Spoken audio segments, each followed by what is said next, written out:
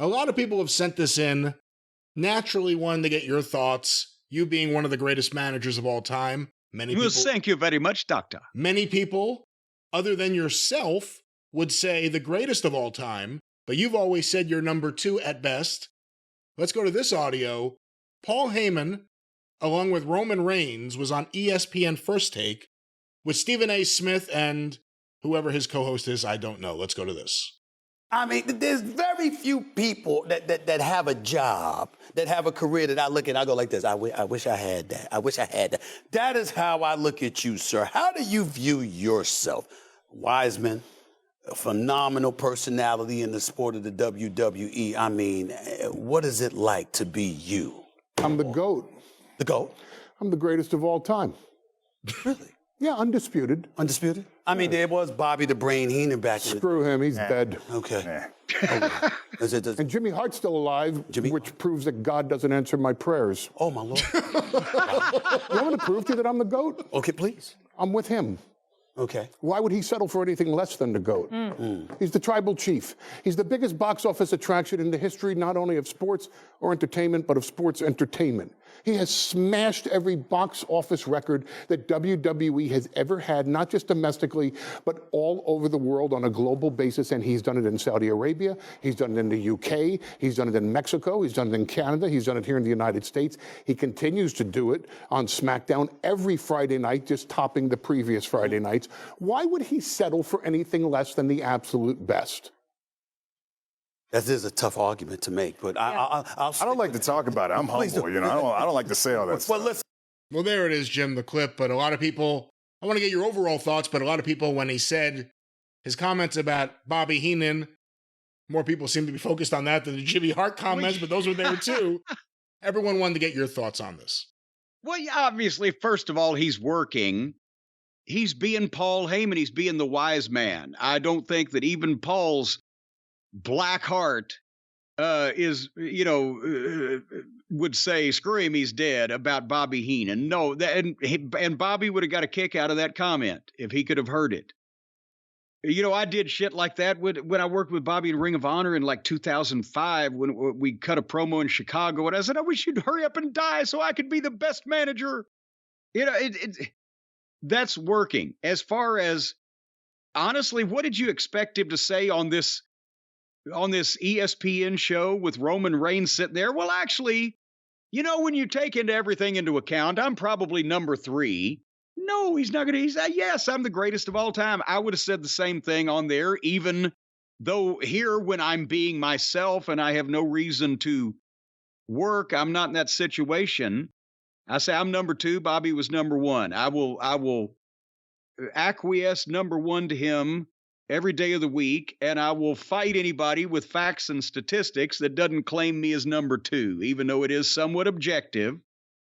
And I mentioned that on Twitter, somebody had tweeted out something pertaining to this. I can't even remember what the comment was, but they were discussing between Bobby and Paul, and I said, as the unmentioned number 2 in this equation, Bobby told me himself one time that he thought my promos were better than his, that he couldn't talk like me. And that may be, honestly, if you go back and look. But since he could outwork me and pretty much every other manager, maybe except J.J. Dillon in history, and since he had the longevity at the top and was instrumental for such long periods of time to Bruiser's company and the AWA, and then the first national expansion of the WWF, Bobby not only, and the commentary and everything else that goes in with it, Bobby all around was the best ever.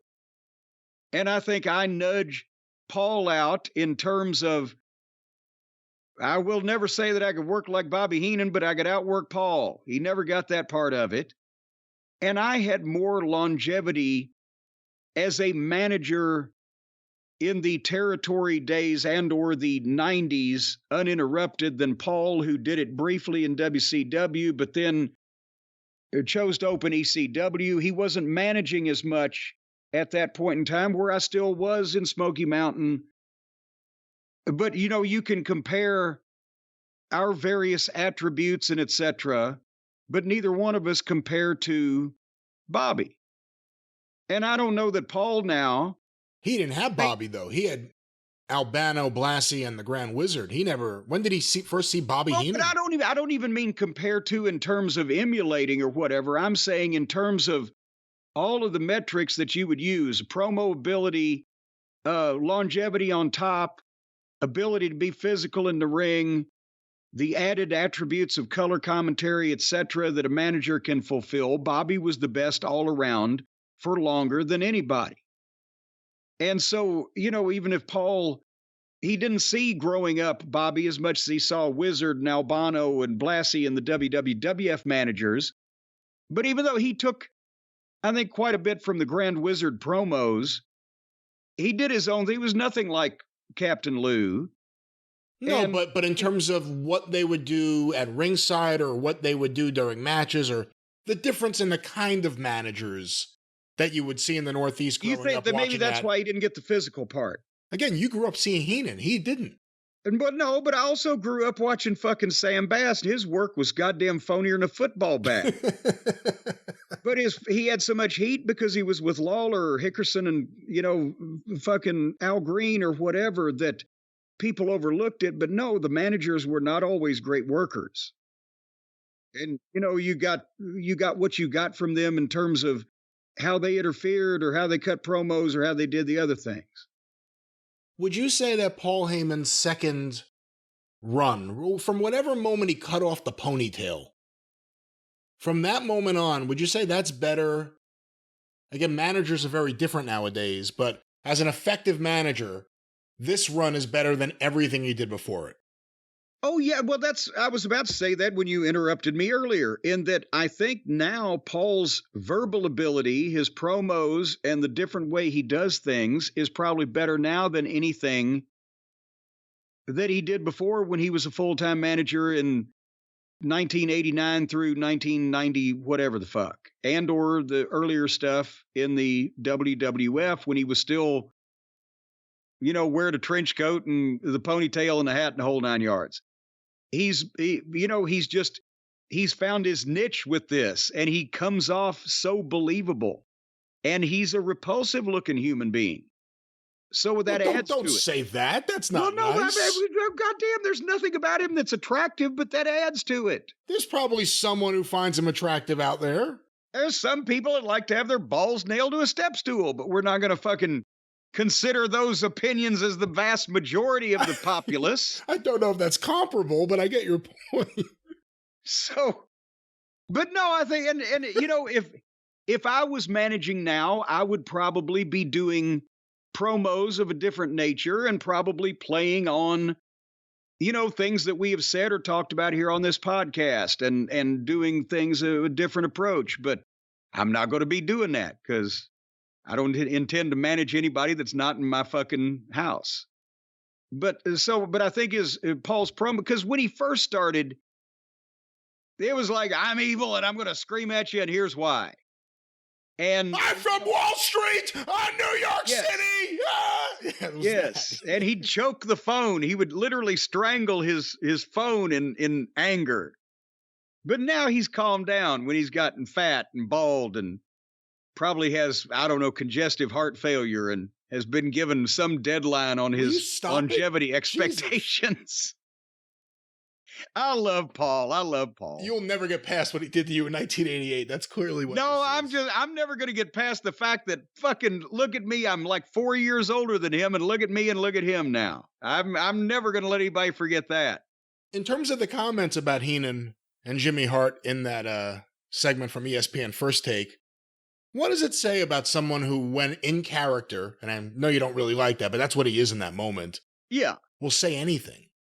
I mean, I can't imagine if I was a heel in that moment, there may be certain things I wouldn't say, like, I'm glad a legendary guy is dead. That may be too far, but what do you think about someone who there is no too far? They'll say anything. Well, no, I fully endorse that. I would have said some variation of the same thing. And, and I love the line about Jimmy too. Poop, I love you, poo-poo, Jimmy Hart. Jimmy Hart again, and there's a guy who in another classification or another description, he was more important to Memphis wrestling for about a 5-year period than any other manager, even Heenan to the AWA or Heenan to Bruiser's territory. Jimmy was more important to the Memphis territory than any other manager to any other territory, I think, solidly for a 5 straight year period in history. So you got, and I took a lot more stuff from Jimmy really than anybody but Bobby Heenan, because he was the one that not only was I was watching right at the time I got in the business, but I was working with him. Certainly, you didn't take the bumps from him. You took those from Heenan. Well, no, but to be fair to Jimmy, a lot of people don't realize he was already in 1979. He was almost 40 years old when he started as a manager, and at that age, and had never trained and never was trained. Just figure it out like they did to me. And he got hurt because at least I had a little bit more padding, and my bones were 20 years younger. Right. But Jimmy had injuries to go through all of that. They were always banging him up and beating him up. But you couldn't have expected him to at that age to start to learn to take a lot of these bumps. So he took a lot of bumps, but he didn't take big ones. He stayed on the ground as much as possible and rolled a lot, but he still got hurt.